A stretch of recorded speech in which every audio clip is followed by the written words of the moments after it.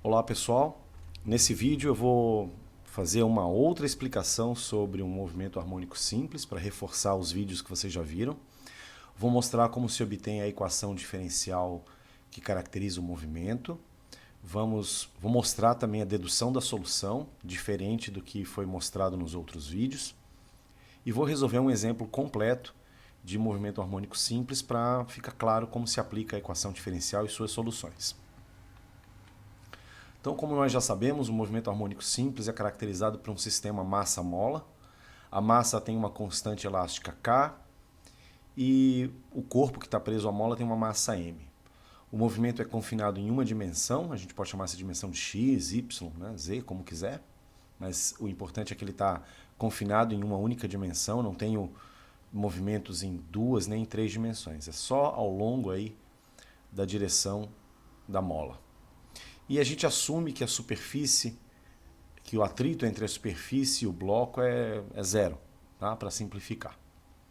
Então a gente pode aplicar a lei de Newton, conforme aprendemos em Física 1, somatório das forças. Aqui eu não estou me preocupando com a notação vetorial, porque é em uma dimensão. Somatório das forças é igual a massa vezes a derivada segunda da posição, ou também conhecido como aceleração.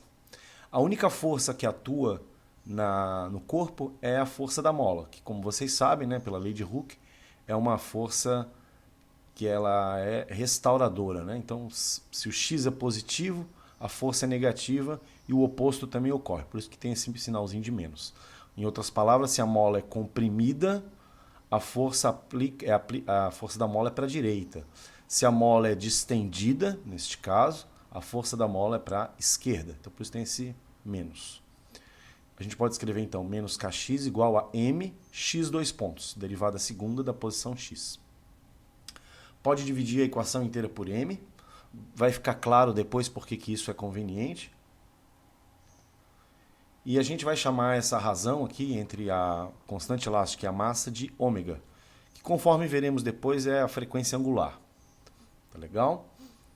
Mas não importa muito nesse momento. É uma constante que multiplica aí o x. A gente pode reescrever essa equação dessa maneira.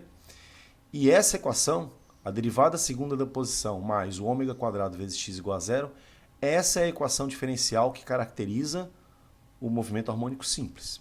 E ela vem diretamente da segunda lei de Newton. Outra maneira de traduzir isso para um português, aqui está em matematiquês, né, por assim dizer. Aqui eu tenho a derivada segunda de da posição mais ômega ao quadrado, ou uma constante ao quadrado, vezes x igual a zero. Traduzindo isso para o português, significa o seguinte. Existe uma função x de t, cuja derivada segunda, somada a uma constante multiplicada por ela mesma, dá zero. Nossa função, nosso trabalho agora é encontrar soluções para essa equação diferencial. Quais funções x de t obedecem a essa relação? Essas funções x de t vão dar a posição em função do tempo para a partícula. Nos vídeos que vocês viram, os professores tentam propor soluções e mostrar que essas soluções propostas são de fato soluções. Aqui eu vou usar uma maneira de resolver equações diferenciais de segunda ordem, que é o polinômio característico. Então eu vou escrever um polinômio com a variável p, onde cada derivada corresponde aí a um expoente. Então, por exemplo, aqui eu tenho x derivada segunda, então vira p quadrado. Eu não tenho um termo multiplicando a derivada primeira, então eu tenho 0 vezes p elevado a 1, porque não tem nenhum x ponto aqui. Mas eu tenho um ômega quadrado que multiplica a própria função, que não está derivada, então é p na zero. Ora, a gente sabe que p na zero é 1, então eu vou ficar com p quadrado mais ômega quadrado igual a zero, ou p é igual a mais ou menos i ômega. Lembrando, né, a raiz de menos 1 é i, que é um número imaginário.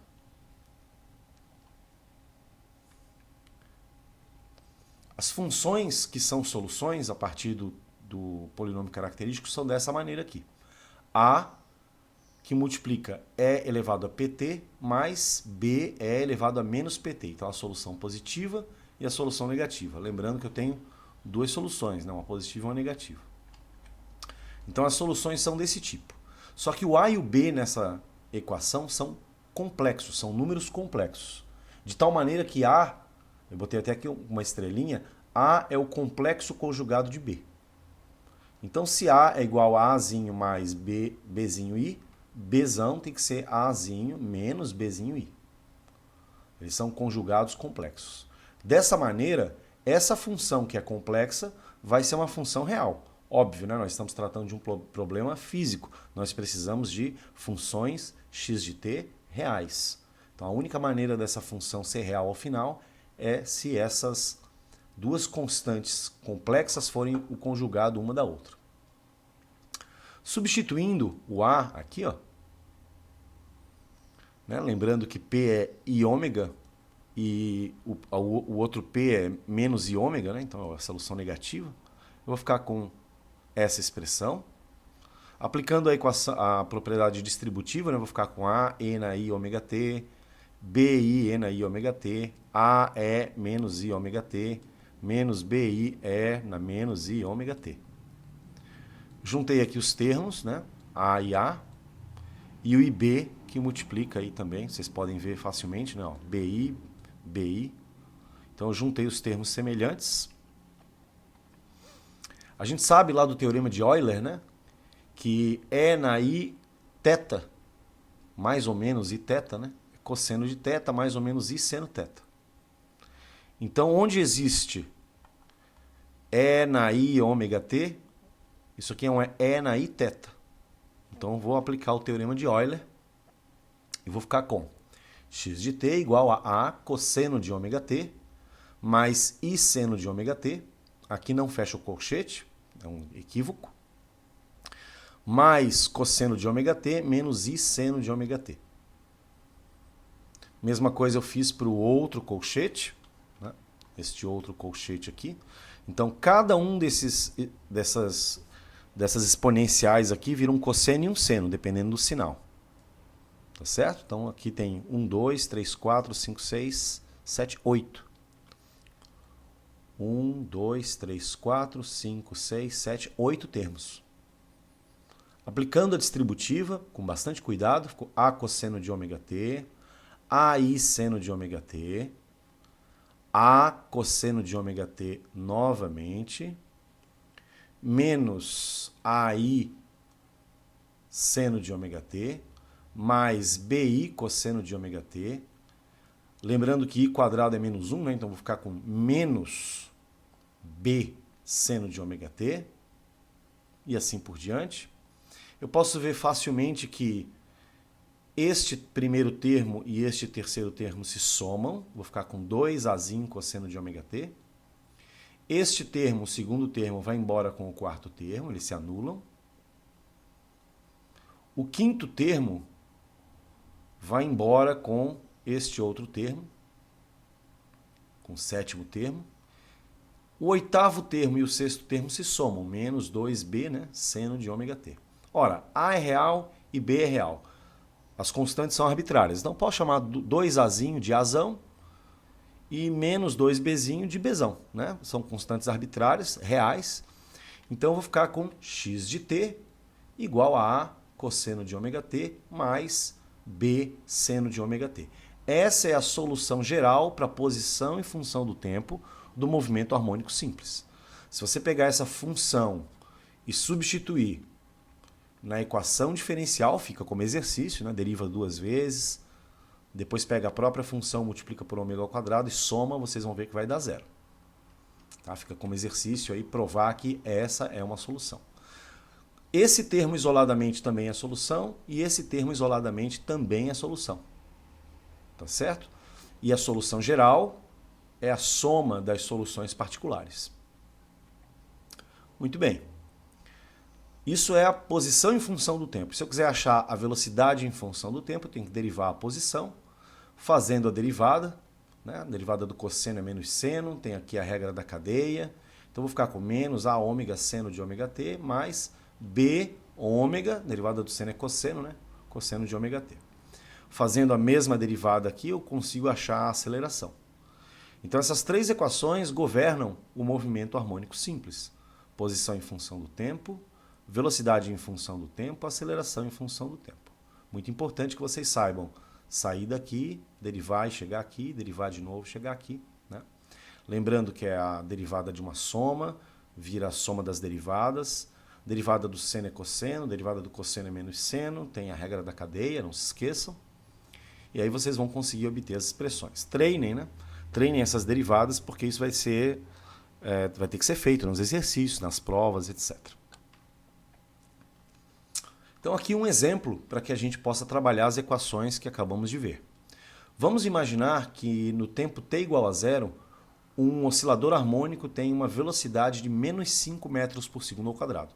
Significa que o módulo da sua velocidade é 5, só que está apontado na direção negativa do eixo escolhido. Vamos chamar de eixo x.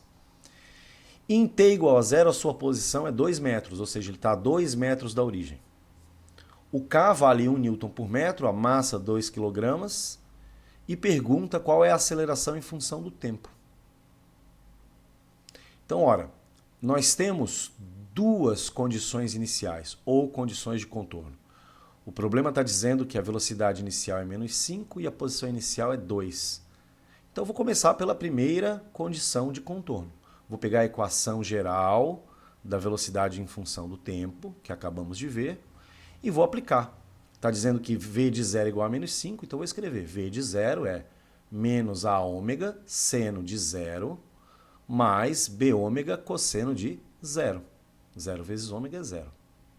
Ora, seno de zero é zero, cosseno de zero é 1. Eu vou ficar com b ômega igual a menos 5, ou ainda b é menos 5 sobre ômega. Ou seja, acabei de determinar uma das constantes do problema. Tem duas constantes, a e b, mas felizmente o problema me deu duas condições de contorno, através das quais eu posso obter as duas constantes. Nesse caso, eu usei a primeira condição de contorno para determinar a constante b, constante para esse problema, né? Para cada problema vai ser diferente. A maneira de fazer é igual, mas os valores vão ser diferentes. Eu vou usar agora a equação geral para a posição em função do tempo para aplicar a segunda condição de contorno. Diz que x de zero é igual a 2. Então, vou botar x de zero, a cosseno de zero, mais b seno de zero. Isso tem que dar 2. Olhando para essa equação, seno de zero é zero, cosseno de zero é 1, portanto, a tem que ser 2. A equação geral é x de t é igual a cosseno t mais b seno ômega t. A cosseno de ômega t mais b seno de ômega t. Logo, a igual a 2. Então, substituo. Ômega é a raiz de k sobre m. K é 1, massa é 2. Então, fica a raiz de 1 sobre 2, vezes o tempo. O b é menos 5 sobre ômega, seno de ômega, que é a raiz de k sobre m, vezes o tempo. Posso ajeitar isso ainda, né? Fica 2 cosseno, mesmo argumento, menos 5. Quem é ômega? É a raiz de 1 sobre 2, né? Seno de 1 sobre 2, a raiz de 1 sobre 2 vezes o tempo. Posso ajeitar ainda essas raízes, né? Fazendo isso, eu encontro x de t igual a 2 cosseno de raiz de 2 sobre 2t, menos 5 raiz de 2 seno de raiz de 2 sobre 2t. Tá legal? Então vejam que eu ajeitei, simplesmente racionalizei aqui, né? Multipliquei por raiz de 2 em cima e embaixo, né? Para ficar com a solução mais bonitinha. Eu posso derivar essa expressão para achar a velocidade em função do tempo, lembrando da regra da cadeia, né? Então fico derivada do seno é cosseno, derivada do cosseno é menos seno, então aparece um menos aqui. A regra da cadeia faz com que eu multiplique esse ômega que está aqui multiplicando o tempo. Fazendo essa simplificação, obtenho uma expressão mais limpinha aí para a velocidade em função do tempo. Derivando novamente essa expressão para achar a aceleração, porque o problema pede a aceleração em função do tempo, eu vou ficar com essa expressão, que se eu simplificar, finalmente me leva à resposta final do problema, mostrando que a aceleração em função do tempo é dada por essa expressão. Vocês podem, obviamente, pegar a expressão tanto para x de t quanto para v de t e calcular, né, x de zero e v de zero, e vocês vão ver que vai dar as condições de contorno. X de zero vai dar mais 2 e v de zero vai dar menos 5. Tá bom? Então, neste pequeno vídeo nós vimos novamente a descrição geral do problema, a equação diferencial que vem da segunda lei de Newton, a dedução das soluções através da técnica, né, do método do polinômio característico, e vimos um exemplo. O que é importante vocês saberem? É importante vocês saberem a descrição geral do problema, é importante saber aplicar a segunda lei de Newton para obter a equação diferencial. Não vou cobrar a resolução da equação diferencial, tá certo? Isso aqui fica como uma curiosidade para vocês. Quando vocês forem cursar equações diferenciais, não sei se alguém já está cursando, vocês certamente vão ver essa técnica, mas eu não vou cobrar. Mas eu vou cobrar, obviamente, e os livros cobram, que vocês saibam utilizar as soluções, né, x de t, obter v de t e obter o a de t. E, obviamente, utilizar condições de contorno para obter as expressões particulares para um dado problema. Então, pessoal, muito obrigado por assistir e até um próximo vídeo.